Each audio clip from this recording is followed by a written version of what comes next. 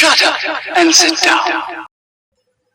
चलिए आइए अब हम लोग देखते हैं 32.2 network of UN development agencies.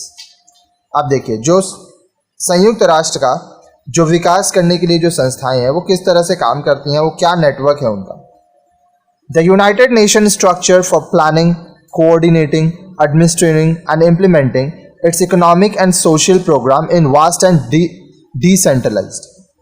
अब देखिए संयुक्त राष्ट्र बहुत सारे कार्य करता है, वह योजनाएं बनाता है, वह अलग अलग देशों को कोऑर्डिनेट करता है ताकि वो एक साथ काम कर सके, वो देशों का काम पर प्रबंधन करता है, वो जो नियम है उसको लागू करता है ताकि आर्थिक और सामाजिक विकास हो सके हर एक स्तर पर, बड़े स्तर पर, क्योंकि यहाँ पे पूरे दुनिया को लिया जा रहा है और ये डिसेंट्रलाइज्ड वे में होता है। मतलब अलग अलग क्षेत्र इसमें अलग अलग तरीके से काम करते हैं और सब अपने अपने कामों के लिए उत्तरदायी होते हैं। At the apex of the structure are the general assembly and the economic and social council ECOSOC। अब सबसे ऊपर कौन होते हैं? जनरल असेंबली, जो कि इकोनॉमिक एंड सोशल काउंसिल होते हैं, ECOSOC। The general assembly provides general direction and supervision for economic and social activities. अब देखिए जो जनरल असेंबली है वो क्या करता है, वो आर्थिक और सामाजिक जो गतिविधियां होती हैं उनके लिए दिशा निर्देश करता है, काम कैसे हो रहा है वो देखता है। ECOSOC concentrates solely on this work and has operated with the assistance of functional commission। अब देखिए ECOSOC क्या करता है, वो इस काम पर पूरी तरह से ध्यान देता है और देखता है कि अलग अलग जो योजनाएं बनाई गई हैं वो सही से हो रही हैं कि नहीं, कहाँ पर किस चीज़ों में बदलाव की ज़रूरत है। These are the Statistical Commission, Human Rights Commission, the Commission on the Status of the Women, the Commission for Social Development, the Commission for Narcotic Drugs। अब देखिए यहाँ पे जो कमीशंस की बात की जा रही है, जो अलग अलग बनाया गया, वो क्या क्या चीज़ों को लेके बनाया गया। स्टैटिस्टिकल कमीशंस है, फिर मानव अधिकार को लेकर है, महिलाओं के परिस्थिति को देखकर है, फिर सामाजिक विकास को लेकर है, फिर जो नार्कोटिक ड्रग्स है जो कि बहुत खतरनाक जहरीले ड्रग्स होते हैं उनको लेकर है, ताकि इन सब चीज़ों से दुनिया में मुक्ति मिले लोगों को और पूरे दुनिया का, विश्व का विकास हो। They are also regional economic commissions which focus on problems salient to their geographical areas. अब देखिए यहाँ पे कुछ आर्थिक चीज़ों के लिए भी कमीशंस का गठन किया गया, जहाँ पर जो समस्याएं अलग अलग क्षेत्र में है, अलग अलग भौगोलिक क्षेत्र में है, उनको देखा जाए और उनको ठीक किया जाए। 5 such commissions have been established: the Economic Commission for Europe (ECE), the Economic Commission for Asia and the Pacific (ESCAP), the Economic Commission for Latin America, the Economic Commission for Africa (ECA), and the Economic Commission for Western Asia। अब देखिए हर एक जगह के लिए अलग अलग economic commissions बनाया गया, ठीक है, जिसके देख रेख में बहुत सारे कार्य होते हैं।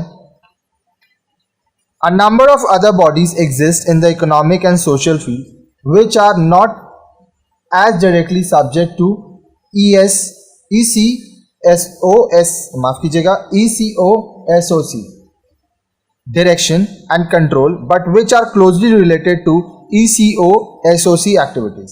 अब देखिए बहुत सारे अलग संस्थाएं भी हैं, ठीक है, जो कि आर्थिक और सामाजिक क्षेत्र में काम करते हैं और इनको सीधे तौर पर ECOSOC नहीं चलाता है, वो इसको निर्देश नहीं देता है, वह इस पर नियंत्रण नहीं रखता है, ठीक है।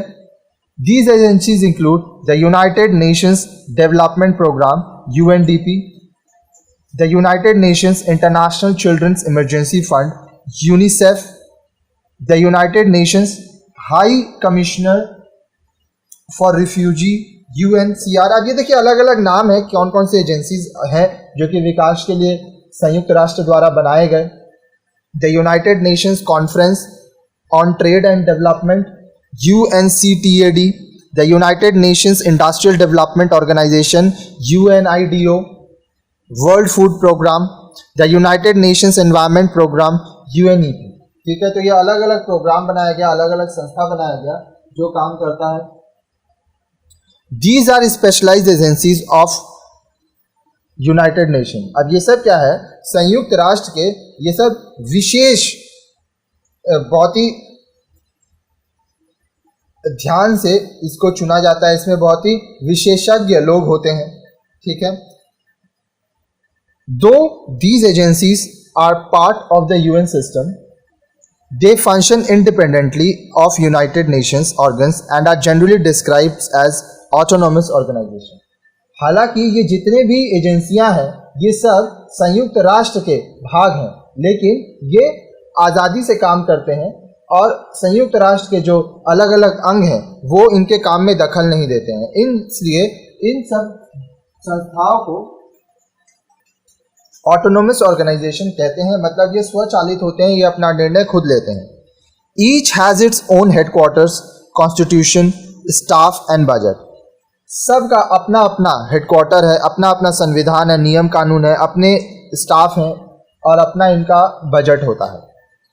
Each was created in the same manner as the United Nation by an international conference. अब ये जितना भी आप पढ़े इन सब को एक ही तरह से बनाया गया संयुक्त राष्ट्र द्वारा इंटरनेशनल कॉन्फ्रेंस करके, मतलब अंतर्राष्ट्रीय सभा बुलाकर, जिसमें जो सदस्य देश हैं, मेंबर कंट्रीज, वो सब आए और सब मिल के इसको बनाए। Membership of these specialized agencies and membership of the United Nations is not identical. अब देखिए, जो लोग ये जितने भी एजेंसीज हैं जिनके बारे में आप यहाँ पे पढ़े, जो इनके सदस्य होते हैं और जो संयुक्त राष्ट्र के सदस्य होते हैं वो एक नहीं होते हैं, सब अलग अलग होते हैं। These agencies are universal in membership. अब ये जो एजेंसीज होते हैं इसमें दुनिया से कोई भी सदस्य बन सकते हैं। States which are not UN members can be admitted as the members of the specialized agencies। अब यहाँ पे एक बॉक्स है, वो हम लोग को देखना है, वो बुक में दिया हुआ था। अब देखिए यहाँ पे क्या बोल रहा है कि वो देश जो कि संयुक्त राष्ट्र का सदस्य नहीं है वो भी ये विशेष जो एजेंसियां हैं उनके सदस्य बन सकते हैं। Each specialised agency is an inter government agency and is established by international treaty और by an agreement between the agency and the United Nation. अब देखिए, हर एक जो विशेष एजेंसियां बनाई गई वो क्या है, इंटर गवर्नमेंट एजेंसी है, मतलब उसमें सरकार भी मिला रहता है और इसको अंतर्राष्ट्रीय संघ समझौता द्वारा बनाया जाता है। ठीक है, समझौता किसके बीच में होता है, एजेंसी और संयुक्त राष्ट्र के बीच में। This agreement is negotiated between the agency and the ECOSOC subject to approval by the general assembly. अब ये जो एजेंसी बन रहा है इसमें अग्रीमेंट होता है, तो वो अग्रीमेंट किसके बीच में होता है, एजेंसी के बीच में और ECOSOC के बीच में, और इसको फिर जनरल असेंबली, संयुक्त राष्ट्र का जनरल असेंबली, वहाँ से इसको अप्रूव करवाना पड़ता है, वहाँ से अनुमति लेनी पड़ती है। There are about 15 specialized agencies which operate in affiliation with United Nations. We shall identify and describe the activities of the following UN development agencies such as UNDP, UNICEF, the World Health Organization WHO, the United National Education Scientific and Cultural Organization UNESCO and the World Bank। अब देखिए, लगभग 15 विशेष एजेंसियां हैं जो कि United nation के नाम पर उसके एफिलिएशन में काम करते हैं। ठीक है, हम लोग इनके काम को देखेंगे, हम लोग जानेंगे कि ये किस तरह से काम करते हैं, इनकी गतिविधियाँ क्या हैं, जैसे कि UNDP है, यूनिसेफ है, वर्ल्ड हेल्थ ऑर्गेनाइजेशन WHO है, the United National education scientific and cultural organization UNESCO and the world bank. अब इनके बारे में भी हम लोग विस्तार में पढ़ेंगे।